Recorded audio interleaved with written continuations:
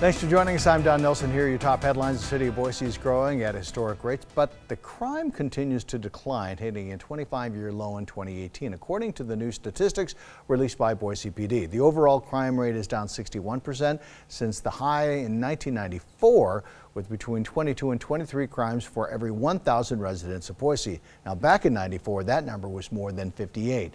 Other key takeaways from today's release are less encouraging, with an 18% increase in narcotics violations. Even as violent crimes, murder and property crimes dropped in the last year, rape did go up, seeing an increase to just under 0.6 rapes per 1,000 citizens. That's the highest mark since 2006. Cowboys and cowgirls from across the country are converging on the Ford Idaho Center in Nampa this week for the 104th Snake River Stampede. The annual rodeo means so much for the community. The rodeo's general manager estimates this year's event to bring in about $11.6 million in economic impact to the area. As you can see today, all the RV spots are rented. It's all full. The hotels are filling up.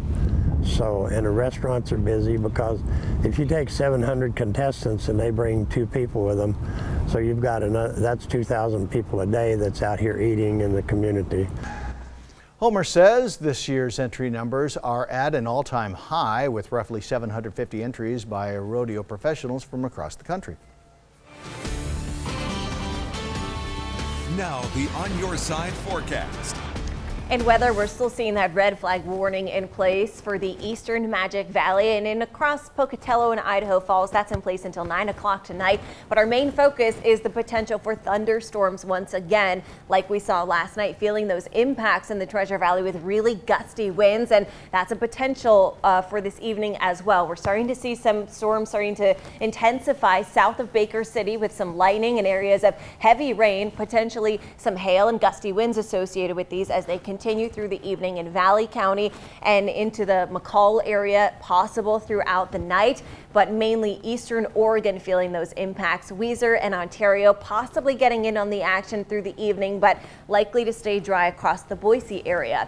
As we take a look at the extended forecast, temperatures will dip below average on Tuesday with just a high of 85 degrees in Boise, and then we're back to average 90 degrees on Wednesday with partly cloudy skies, and then we really see bright, strong sunshine, clear conditions Thursday through the start of next week, with temperatures climbing as well as we start the next week in mid to upper 90s. For the latest news and weather headlines, head to 6onyourside.com.